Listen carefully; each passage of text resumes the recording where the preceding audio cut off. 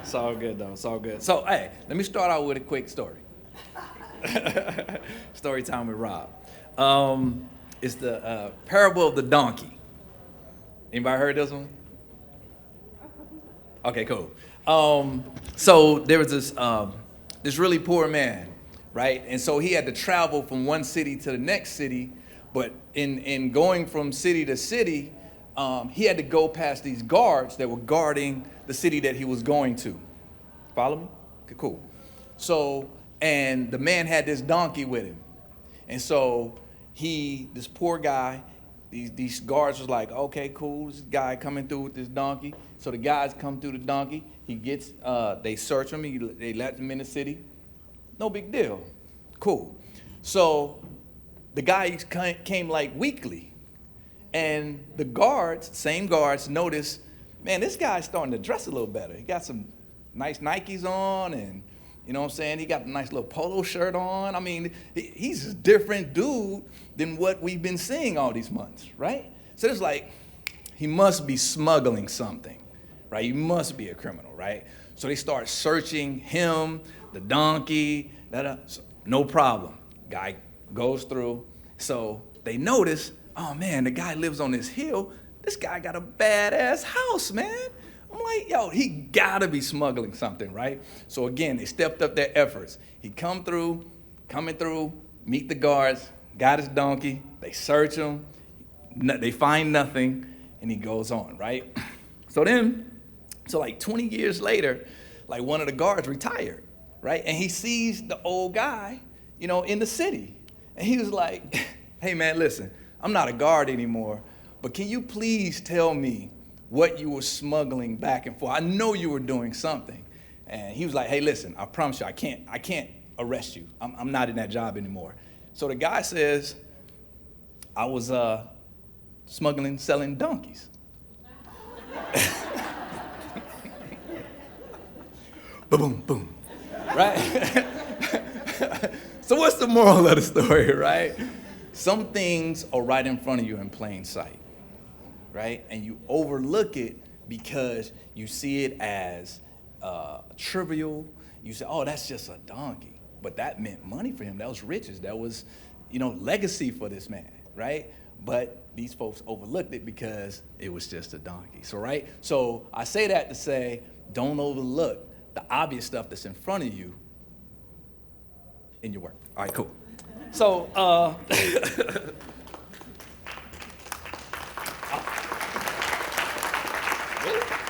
really? Okay, cool. So let's hear some stories from these incredible panelists that we have here. Let me start out. I guess I go in order of the thing here. First, we have Myra Medina Nunez, indigenous migrant woman, mothering 3 young children, executive director for Refugees Children's Center, and accredited representative for Department of Justice, Recognition, and Accreditation, R&A program.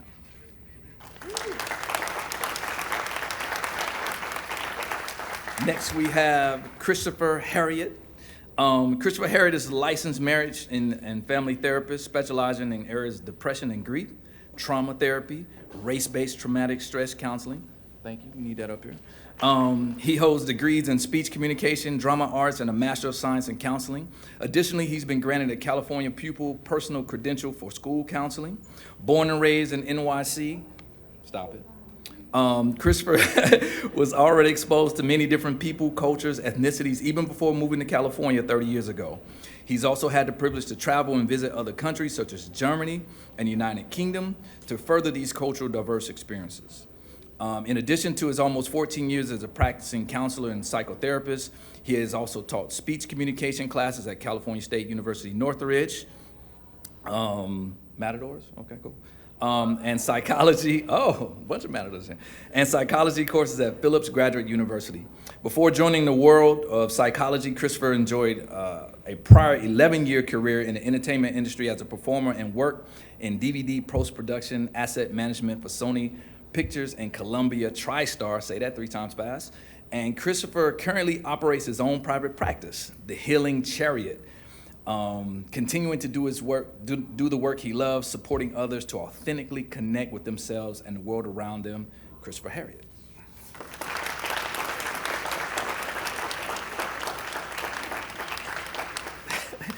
And LaToya, I'm gonna do the short form. Okay, good. LaToya has a long form and a short form bio. That's dope, though. She's done so much, you'll see in a second. So, LaToya Conway Hampton, over the last 23 years, she has promoted change in several government programs, including the California Department of Corrections, the Gang Welfare to Work Program, the California Department of Social Services, and the Women, Infants, and Children WIC Nutrition Program. She is a successfully reunified mother. I like that, reunified mother of 9. In 2007, she received the California Parent Leadership Award for Parents Leading the Way. Experience has helped her articulate a personal motto she likes to share with others. Change is hard and painful, do it anyway.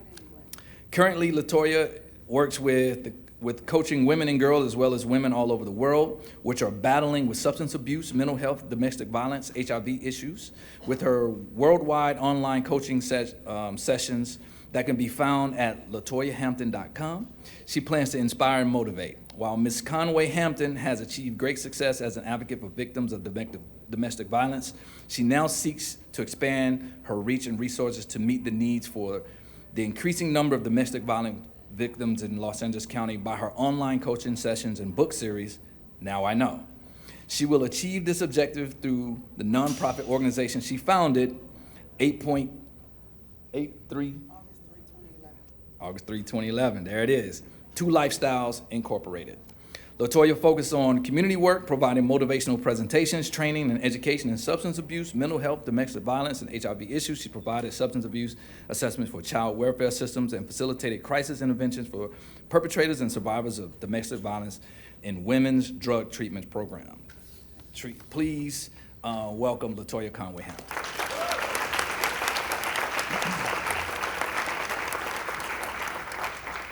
I'm going to sit down, and because I don't like standing up, I think this is kind of weird for me to sit, but I do have a chair here. And so what we're gonna do, let's start with Myra and hear her story. Myra, share your story, and then and the reason why, I mean, storytelling is so important, and I tried to lay it out a little bit. We learn so much about each other through our stories. We are all unique and beautiful and whole and complete. And oftentimes, they talked about assumptions earlier. We assume things about people, right? Some people assume that I'm a middle-aged white man. I mean, just by looking at me. And I get it. I get it. I mean, it happens. I mean, I know that happens to you too, right, James? I got it. But once we hear people's stories, I mean, that was the beautiful part of the racial justice community. Everybody gelled, and these ideas came to fruition because we were listening to everybody's stories, right? People had no idea what we all go through. People had no idea what black men were going through, white women were going through, Latino women were going through. We had no idea because you hear it, you kind of know it, but then you kind of don't. Because one of my mentors said, the fish is the last to know he's in water. Right? So you just don't know if you don't experience that. Experiential experiences, right, is how we learn and change the world. So with that, Myra, share your story. Thank you. Chanan, Chandat, Shoyuhtu, Narelanae, Mayra. Hi everyone, how's everybody doing? My name is Mayra Medina Nunez, and I am a Zapotec indigenous migrant and mother. I'm also the executive director for the Refuge Children's Center, an all-women staff nonprofit organization housed at the North Hills United Methodist Church in the city of North Hills, California. Our mission is to provide a healing embrace and a dignified welcome to migrant Central American children and families through a holistic approach. We envision our children being empowered through education and an understanding of collaboration. The work that I do is very close to my heart, as I also came as an unaccompanied minor when I was 14 years old. My 15-year-old brother and I traveled with no parent, no legal guardian, hoping to reunite with my mother, who had come to the United States 3 years prior. I was born in the early 1980s in the wake of the Mexican crisis, the economic reform, and when the country received outside assistance and under the condition to open up competition to foreign markets. The country reduced subsidies to native farmers, which caused a lot of issues and economic implications that the North American free trade, also known as NAFTA, brought to the country. My mother was forced to sell our land to fund an effective counsel for my father, who became entangled in a legal judicial matter that lasted over 15 years. Trying to fight the corruption, trying to engage with, opportunities that would allow us, obviously, to overcome these issues. We weren't able to do back at home. You see, my family and I are from Oaxaca, an indigenous country, an indigenous state that houses the greatest percentage of indigenous communities. I am a Zapotec migrant woman, and like my community, there are 15 communities who unfortunately have been socially marginalized for over 500 years. We've been continuously being exploited and socially marginalized, and unfortunately, until this day, our culture continues to be extracted to benefit non-indigenous communities. My mother dropped out of school after completing 3rd grade elementary, partly because she needed to help her parents support their siblings, but also because she wanted to avoid trauma and a lot of physical, verbal aggression that she endured while growing up by the hands of non-indigenous teachers who, in essence, tried to eradicate my mother's tongue language. My mom's lack of resources and education hindered her attempts to provide basic needs for my siblings and I. And when I was 10 years old, my mom became so depressed at the feeble prospect of our future that she made a courageous decision to look somewhere else for basic needs. And shortly after, she was forced to migrate to the United States. Separation took a hard toll on my emotional state because when I was 10 years old, I was placed under the care of a negligent caregiver. A critical time in my life from 10 to 13 years old. This emotional separation really took a hard toll on me. It was very detrimental to my physical and emotional development. And after crying out to my mother and begging her to come back, she reassessed our practice in our native language, and she made the courageous decision to bring us back. And for those who may say, well, how did you come back? How did you come to the United States? In essence, there was no availability for me to apply for a visitor's visa, and I didn't question the only chance that we had of being reunited with my mother. And so my mom spent her savings to buy some airline tickets from Oaxaca to Tijuana. And as a Mexican national, I acknowledge this privilege that a lot of the children that we support at the Refugee Children's Center are not afforded to. I didn't have to cross 2 other countries in order to get to the southern Mexican border. And so when we arrived to Tijuana, we were waiting for a contact that was made, but that was no show. And we waited for 2 weeks in Tijuana. And after that, finally, we were told that we were ready to cross the border. And I remember vividly carrying my backpack with 2 jugs of water and a sweater and some bread. And I do have memories of walking under severe weather, being so tired, falling on the ground, but quickly getting up because I knew I was gonna come back and I was gonna be able to reunify with my mother. So that was a very life-changing experience for me. And so throughout this journey, as I mentioned, I focused on one thing that, and that was to be able to reunify with my mother. And I'm so grateful that my brother and I safely arrived in the United States without being victims of organized crime and other horror stories that you hear right in this age, in this time.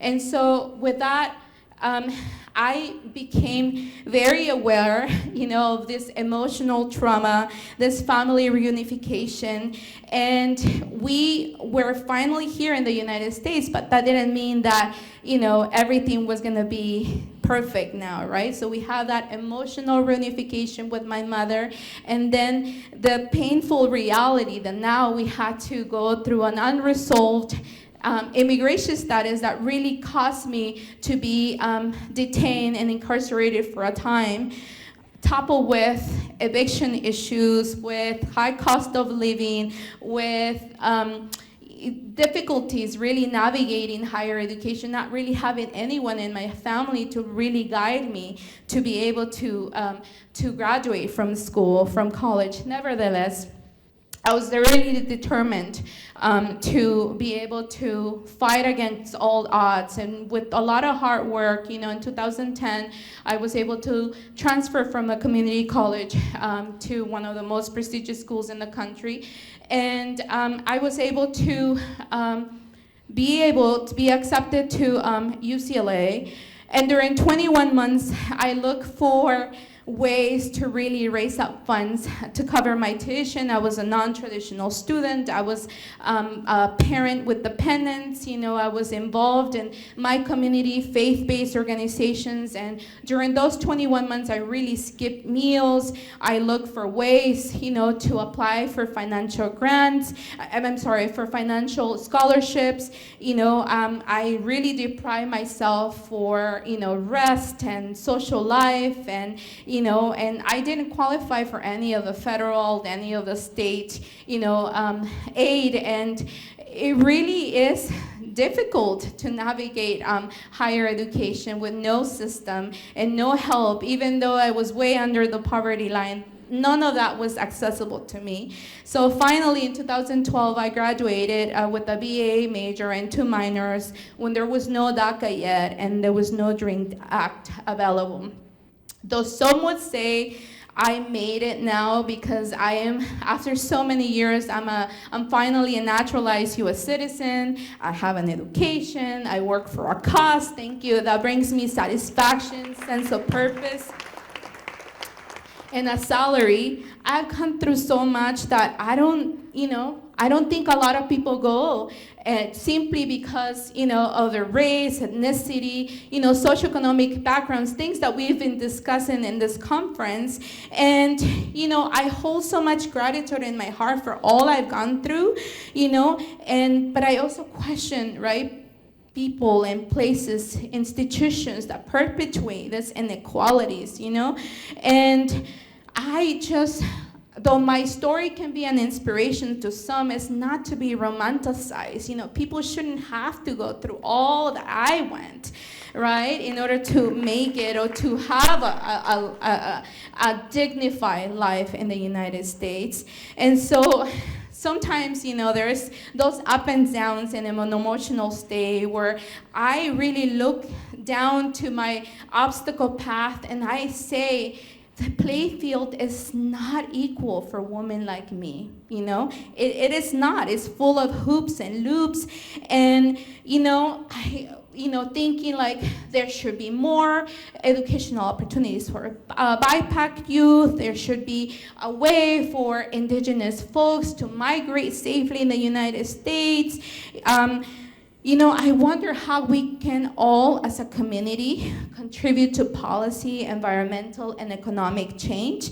And I think being in this conference is a step number one, acknowledging that there is a problem. Obviously, we know there's a problem. We have to be open to learning it and doing our part to amplify stories, of resilience, yes, that can bring courage, but it can also point out the issues that, these kind of people have to go through. And educate, right, those who hold privileges so that we can all collectively fight against this. Thank you so much. Hi, my name is Latoya Conway Hampton, and first I'm honored to say that I get the blessing to be here. One of the things that I say quite often is that I get to be here. And if you just sit in that for a moment, I get to be here. I get to live a life beyond my wildest dreams. And the bio that you read, it hasn't always been that way. I am a mother of 9, and my life came to the attention of the department because of domestic violence, and I was not protected myself nor my children. And at that point in time in my life, I felt very lost, unsure of who I am and whose I was. And I heard earlier today someone mention that some of your community, your environment, sometimes you get so stuck in that you don't know how to get out or move out. See, I wasn't connected who I was because my mother and father had their own challenges. So I just really existed in an unsafe environment. So in turn, I did the same thing. When I look at the history of our family, it was 3 generations of domestic violence. So absolutely, I would live that way. That's what I saw. You put your dukes up and it's on. And today I learned to love my husband. I have a guy that I've been blessed with for 23 years. 9 children later, it's a miracle, right? And I must say this, these kids were hidden victims of domestic violence. Only one of them is his child. And my kids had so much chaos and drama in our home because of what we was exposed to in the neighborhood and environment and in my home as well as replicating in their home. We didn't really know how to function, didn't know how to socialize. So when I think about racial justice, and when I think about exposure, see, I wasn't exposed to healthiness. Coming to a conference is an amazing thing because you get to see people from all walks of life, people all walks of experiences, even though we have the same heart to make changes in the world.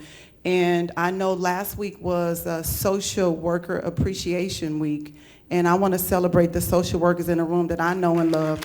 So thank you guys so much for what you do, right? And those that I don't know, thank you. Because of situations like this, my life, I can speak for myself, my life have changed, right? I have 9 children and 21 grandchildren, and I'm blessed. And not only do I get to be a grandmother and a matriarch of my family, I'm the first one to complete college. My father have 11 children. I'm the only one in my family that is walking down the right path. So they look at me like, oh, you snooty now. I'm not. I just do things differently, right? Because when you know better, you get to do better. When I think about a story, of course, I prayed before I got here because I speak and I be all on my own thing. And today is really about how can we inspire change with the work that we get to do, right? We get to do this work because when you are embarking on families and you don't know where they come from or where they're going or what happened to them last night, you have to be humble.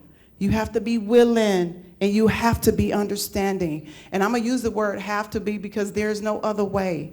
There's no other way to get to these families. That young guy who came up here, I think his name was Daniel, and he just smiled. Wherever you are, Daniel, you have a beautiful smile, and I felt your spirit. I felt it, right? Because when you go through things in life, people know you got a story. Why? Because it builds character. It helps you have the fire underneath you to walk and go to school when you don't want to go, to do all of these things, to make sacrifice. You know what? Because of those sacrifices that I've been blessed to make, I am determined to change the way child welfare works with families, right? I'm determined.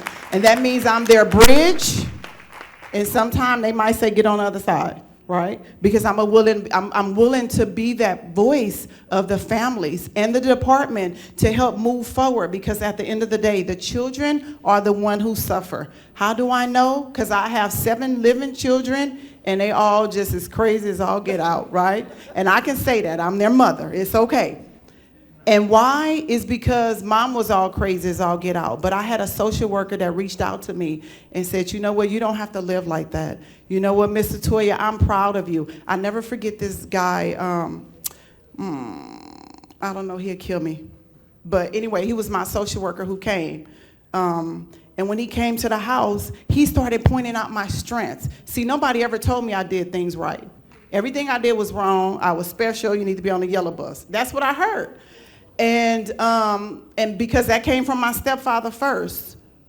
And then my mother started to repeat it. And then I started to believe it. Then I started to live it. Then I got in a relationship that told me that that was the truth. So once I had that social worker to say, your house is really nice for all these kids. It looked better than mine. Well, if I couldn't do nothing, I know how to keep a house, keep some kids nice and clean. I know how to cook and fix cars. My favorite thing to do. So I want to say this. Change is hard, and I say it all the time, and change is painful. But we must do it. We have to look at our own personal biases and our own judgmental thinking that sometimes is seeded by our parents and our grandparents. And it's just there, right? Because prior to me doing this work, I was raised with Latinos. Prior to me doing this work, they asked me a question it's called White Privilege Conference. If you ever want to go get your world rocked, look that up, because you go in this conference and it is amazing. I did it when I was doing national work for the Casey Foundation. And then they said, if you was to enter a room and there was 2 seats left, one was full of all African Americans and one was full of any other ethnicity, where would you sit? People was in the room crying in tears because they didn't really understand that they also had their own bias, right? Like, where do I fit? Do I go over here? Do I go there? What it allowed me to do is to look at my deep-rooted LaToya, right? Now, in one of my books, they talk about LaTanya because I had a twin sister because I didn't want to be myself, right? So much trauma in my life. But it causes you to go within and look at who you are as a person. So my challenge to each and every one of you today, because you guys are all change makers. How I know? Because we got up early to get down here this morning, right? I don't know about you, but I was up at 3 o'clock in my office, checking emails, doing those things, and then I drove out here. But we're change makers in the world and change agents in the world. If you change the way you work with people, the people you work with will change. My name is LaToya Conway Hampton. Thank you so much. I was so honored to be asked to come and speak today. But I have to tell you, I struggled with putting together this presentation because my mind was wrapped in this thing about why would anybody want to sit for 15 minutes and listen to my story? Why would they care about my experience? And for some reason, Maya Angelou's face came in my mind. I don't know why. And I had on my headset and Aretha Franklin was playing music, so that was a sign to me. And the thought went to, well, Christopher, do you care about your own story? Do you care about your own experience? Do you care about your own journey? So when that thought came to mind, I was able to start jotting down some notes, and I was sitting in this Starbucks in Thousand Oaks, and I happened to look up, and every single person in that Starbucks was white. And I thought, once again, I am one of a few in this entire white area. And then my mind started to count the people, 39. 39 people in this place, and I'm the only black face in this place. And then my mind goes to 39 more opportunities to be discriminated against, 39 more opportunities to be judged, 39 more opportunities to be dismissed. And to add injury to my already thinking traps and anxiety, I went to, okay, so if I had to do this presentation that I'm doing right now in front of these people, what would I want them to know about me? What would be important for me to share with these people? And this is what I came up with. Even though I'm a black male living in America, even though I am a very dark-skinned black man living in America, even though I am a gay, dark-skinned black man living in America who uses he, him, his pronouns, I'm still a person. I'm still a person. I have feelings. I'm somebody's child. I don't want to hurt anybody. I deserve love just like you. I deserve to live and express freely just like you. I deserve to live peacefully just like you. And as a black man, I deserve to live, period. Period.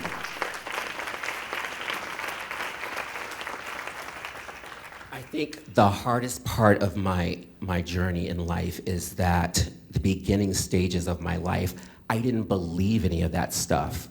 I did not believe it because just like we've all been talking about, I was bombarded by messages that I was no good.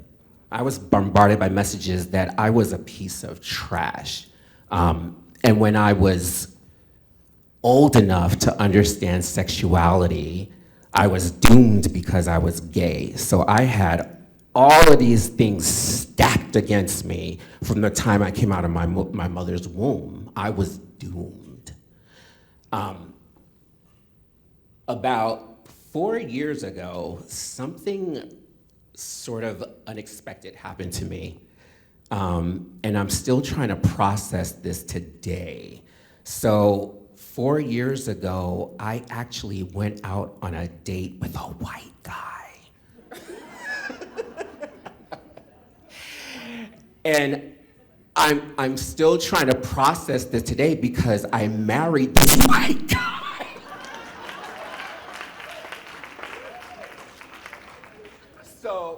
So you can imagine, I grew up in New York City, I grew up in the Bronx, and so I was already exposed to, my people were Puerto Ricans, Dominicans, but in my neighborhood, it's not like LA, which is the one thing that did shock me when I got here. It wasn't segregated. In my neighborhood were the Greeks, the French, my lovely Haitian people. I was already exposed to a lot of stuff, but I was never really exposed to a lot of white people. So me going on this date and marrying this guy is still something I'm processing because you can only imagine the inner turmoil, the inner feelings of I betrayed my people. Am I self-hating? Did I fall into those traps of believing that the beauty standard is this? I went through a lot of this internal shame. And interestingly enough, I think it was May 25th, 2020. I was standing in the living room, the television was on, my partner's in the kitchen, and we're talking about our work days. And this is how all of this stuff that I'm still processing and we're processing together came to light. Because it's easy when you're in a relationship to live in a bubble, right?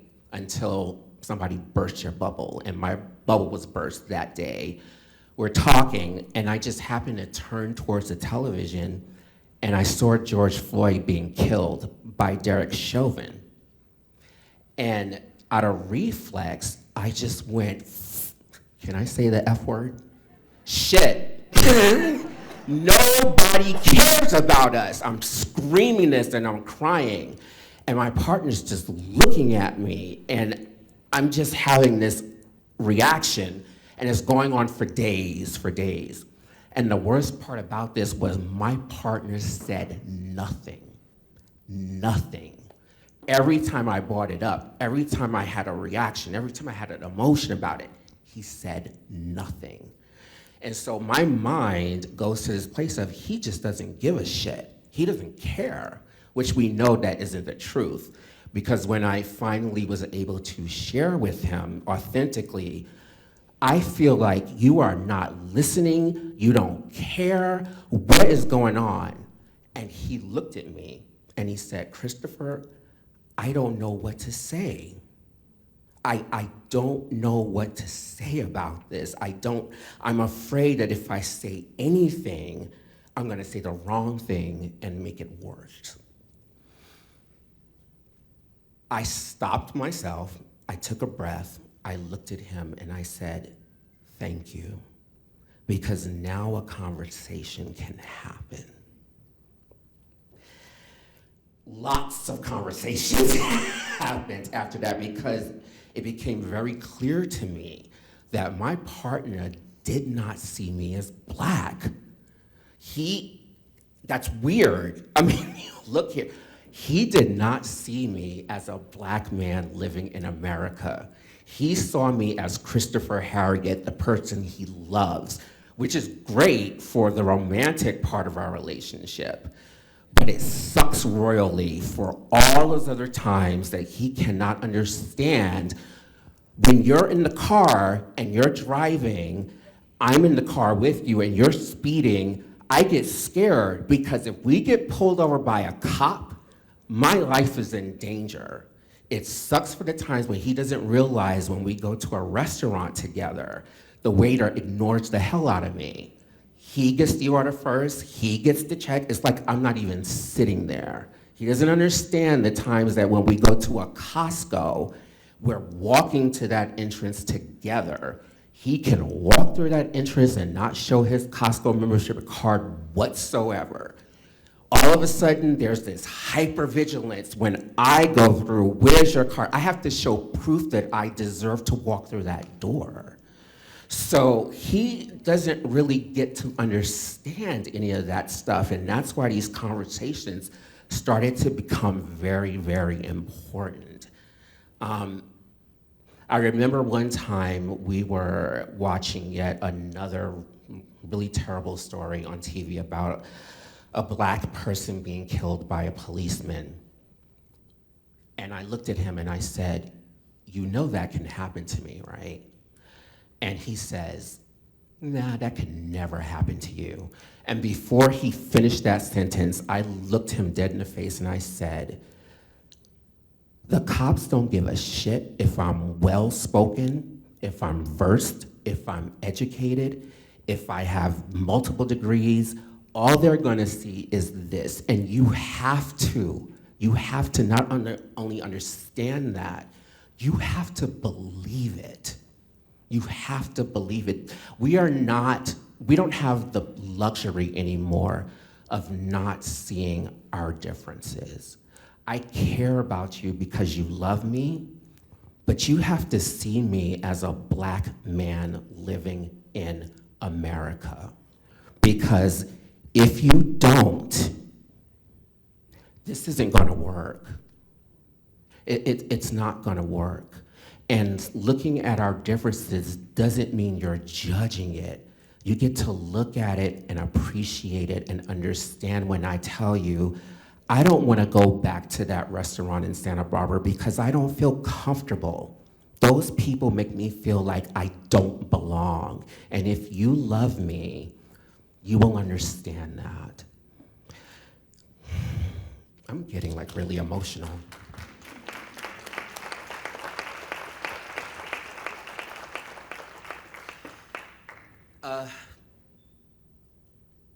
I think one of the things that I've learned through our relationship is that change, and we've been talking about this today, change, eradicating prejudice, discrimination is hard. It's a really, really long road, but it can happen. It can happen to a person like my partner, who, by the way, I forgot to mention, was born and raised in Minnesota where George Floyd was killed. So when I saw that on the television, I'm looking at him, I'm looking at the TV, I'm screaming at the top of my lungs like, oh my God, what the fuck did I do? I crossed the picket line, I'm with the enemy. My head just went to all these places. And I think earlier in the summer, this is what I'm talking about, small acts of change and how you can take a Midwestern boy whose family's never interacted with a black person and promote change. We went to a sporting goods store over the summer, and he wanted to buy some equipment. This was a place he had never shopped before. So we walk in this store, it was a Sunday afternoon around 4 o'clock, and we walk in, the place is empty, and it's just these two clerks in the front of the store. It's two white male clerks. They looked kind of young. They saw us walk in, and they just looked and went back to playing on their iPhones. So my partner and I walk over to we find the aisle where he finds his equipment, and he's looking through all the things. And I'm getting kind of bored. So I'm like, you know what? I'm gonna go over and look for some workout gloves. And this whole time that we're looking at the aisle, these two clerks did not come over to help us. So I go and I walk through these aisles, and I'm standing in one aisle, and I feel this breath on my neck. And who is next to me? One of the white clerks. Can I help you with anything? And I said, no, I'm just looking. And of course, my mind is like, we've been in this store for 10 minutes. As soon as I separate from the white guy and go on my own, all of a sudden you wanna help me? So then I'm like walking through the aisles again, and not more than 2 minutes later, that same damn white clerk comes up to me. Are you sure? Are you absolutely sure there isn't anything I can help you with? Interestingly enough, by this time, my partner actually came from where he was, stood behind the clerk, looked me in the eye and said, Christopher, are you okay? He's never done this before. My partner is extremely conflict adverse. He will run from the hills if he feels anything is gonna go wrong. He's kind of a chicken, but I love him. And I looked at him and I said, no, everything's okay. So my partner buys this stuff. I can tell when my partner's pissed, and he was pissed. He slams his money down on the thing, and we walk out, and the first thing he says is, what the hell was that? And it occurred to me, this was his first time ever experiencing what profiling looks like. That was his very first experience with that. It was his very first experience understanding what it's like to be black in America every single day. One of the proudest moments happened in our relationship for me. I never told him this. 2 days after this incident, he was coming home from work, and he went back to that store, returned every freaking thing he bought because he refused to do business with any place that treats a person of color like that. Change can happen. Change can happen. I'm gonna end because I know we're tired, we gotta get on the freeway. But I just wanna end by saying thank you, thank you, thank you for being here, because it means so much to me, and I'm sure it means so much to everyone up here who spoke today. As we get back into our cars, and we get on with our days and we get on with our lives, I just challenge you to ask yourself a question, because I'm gonna be doing the same. What small acts can we do to continue to promote that people of color belong and we deserve to live without any repercussions, without any limitations? So thank you for being here, and thank you for being you. This is a conference about racial justice, right? And so that story about like I said earlier, the fish is the last to know he's in water, right? So I can't be mad at your partner for feeling that way. He just hasn't had that experience, right? So I wanted you to lift that up. And I was gonna ask questions to Myra and Latoya about how does racism and or lack of racial justice, how's that shown up in your immigration story? And how's that shown up for Latoya in the system that you're championing, transforming right now? I mean, particularly, I think the previous speaker touched based upon that. Statistics, right? Data, numbers, the pipeline to, higher education, the pipeline to incarceration. You can see it. It's obvious. And in immigration, it's the same thing. There is definitely stories where you can see the bias, and you can really see the double standard. Specifically, in this line of work that I do, I mentioned I work for the Refugee Children's Center, a place where we support children and families who are seeking asylum, seeking refuge here in the United States, and they're coming primarily from Central America. So you see how there are policies that are implemented, to keep folks, migrant people of color from traveling to the United States. And we don't have anything against specific colors, but you can see the privilege, right? So, now with the issue happening in Russia with Ukraine, you can see the number of asylees or people who are seeking asylum at the border, and they're from other place that is not Central America, and they're easily being accessed to ports of entries. Same can be said to Haitian refugees. You can see the disparity in acceptance rates between, people of color and non-people of color. You can also see that in the detention centers, how it's not a crime to seek asylum. They present their well-founded fears, and reasons why they cannot go back to the country. But what does the immigration policy does?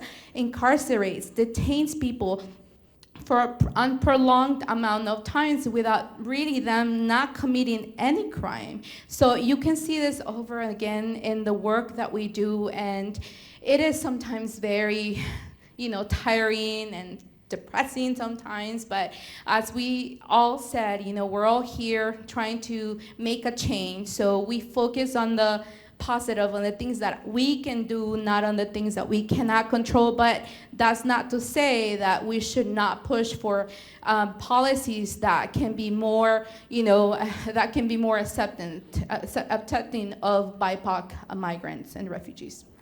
I think for me, when I think about being an African American woman, and you guys mentioned being a few shades darker, and the perspective when you're lighter. I'm lighter, but I have children that are darker, and the treatment was much different from them in every aspect, right? When you talk about the special ed, and then you talk about how they got treated when they were in care. And because of those things, I was determined to make some changes when I got to the other end. Because what they said, if you shout while you're inside, they can't hear you. But if you shout from the outside, the door will open. So I have dedicated time to go on the outside and look at how can we change the way families are affected by the department. They have the ERDD work group. They got so many policies that are shifting and changing, because most African American children, 46% of African American kids do not get to go home. That's not a good thing, right? Just looking at the data, it's like, mothers and fathers make mistakes. Some of it is environmental, some of it is mental health, some is drugs and alcohol, however it may be. If we put the systems in place and engage the families where they can see it, then families are willing to make changes. But because the policies have been instituted for such a long period of time, they don't stand for today's families that we deal with. For instance, grandma. When you talk to your grandkids, my grandmother would be like, you better get in there, girl, right now before I come and get you, right? That's African American language. Anybody here ever get told, mother told them they was gonna kill them if they don't get out the bathroom? I'm gonna kill you, boy, go ahead. Well, if you use that language right now, then you're perceived as an abusive, violent, and may provide attempted murder on your children, right?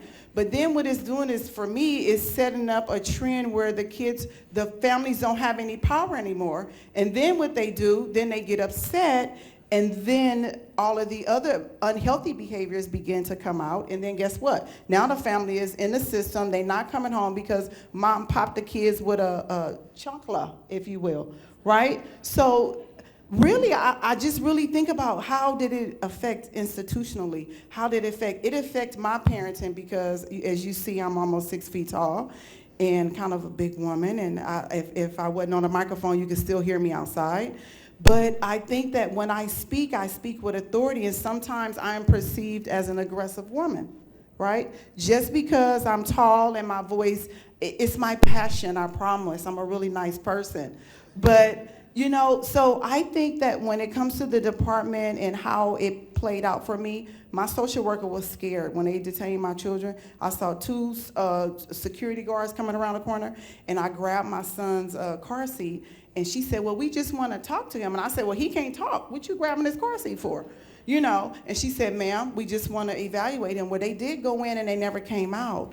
But I was determined to make that change. Be honest with me. Tell me where my mistakes are. Tell me how I can be a better person and at a better place. Because what I was used to was chaos, drama, and violence and abuse.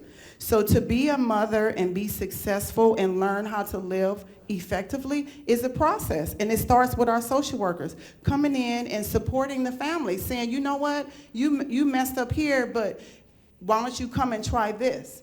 So now I'm at the place where I'm a business owner. I have my own agency, and I've been providing services for a little bit over 11 years. Thank you so much. I realize it's hard being a black businesswoman, right? When I first created a flyer and I was sending it off to everybody in the neighborhood, in the community, somebody said, well, honey, you can't put a black face on the flyer. I said, well, what am I supposed to do? You know, you have to use some generic pictures. So, I mean, when you think about injustice, it goes so much deeper. But if a family wants to get service from an African-American place, then an African-American person needs to be on the brochure. Would you guys agree? Yeah. All right. But guess what? If there is full of African-American people on the brochure, the likelihood of people showing up is very low. So when you talk about the systemic change and all of these things, I have been partnered with the department for so long because I believe in what they do. Why? Because I am a living, breathing example that people can change, right? People can change. In spite of what we see and what we know, we can do better, but it takes people like you guys to pour into them. Get out of yourself. It ain't about you. It's about pouring into these families because you want the kids to be better. They're our future. They are our future. And that's what's most important. So thank you again for the opportunity, but I want to say real briefly, one of the hardest things it was for me to do was to come back and say, I want to collaborate to make change, because I wanted to keep it to myself at one point. Like, it's embarrassing to say at that point I had 7. They took 7 of my children. I come from this 4-generation history of domestic violence.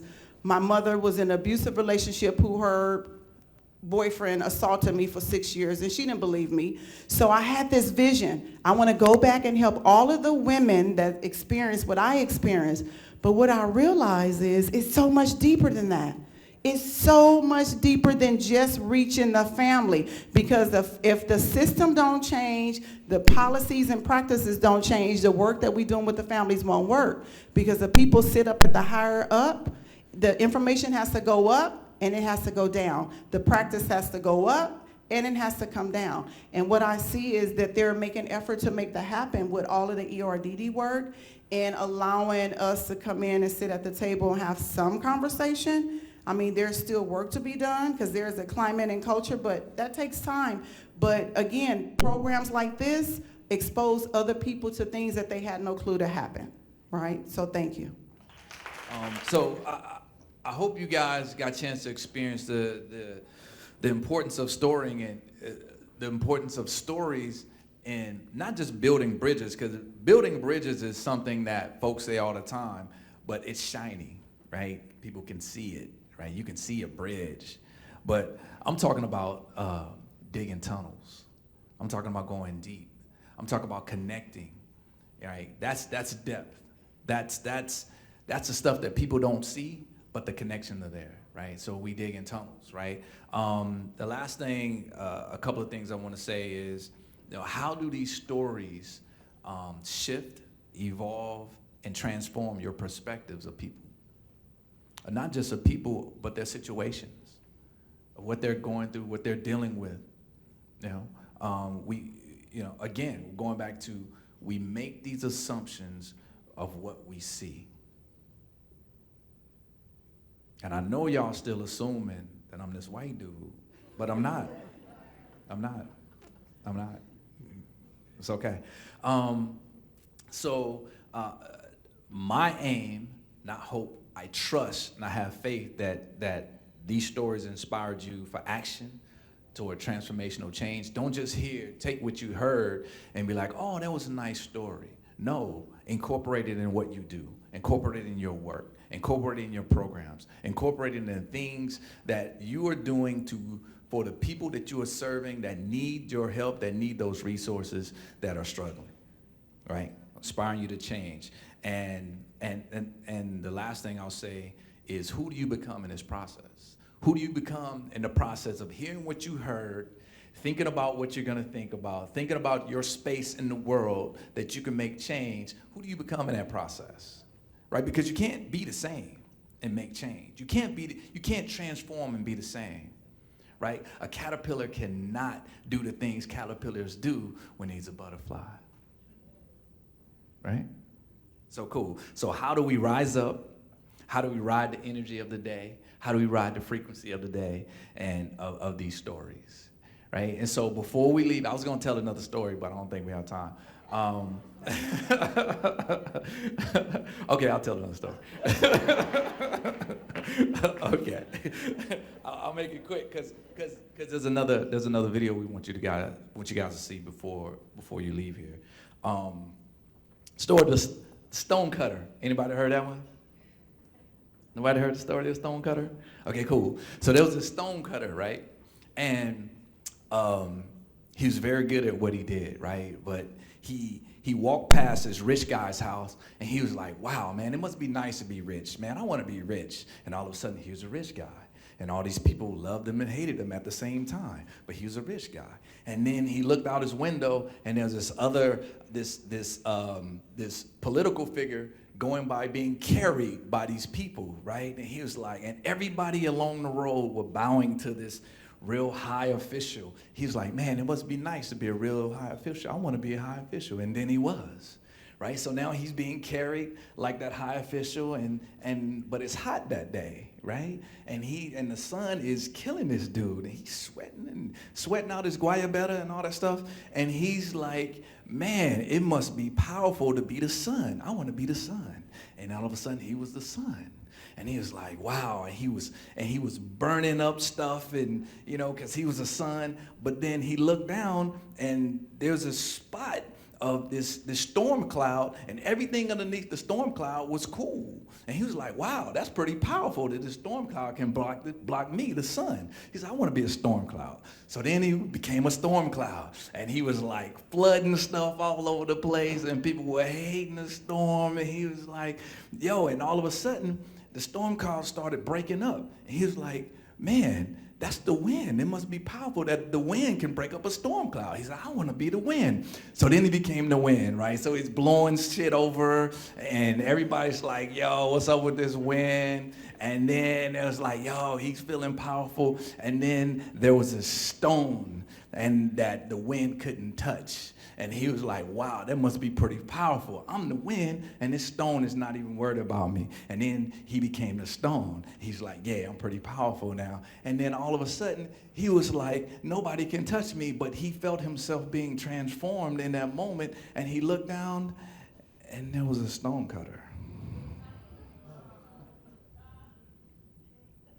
You are perfect where you are, who you are, and what you do.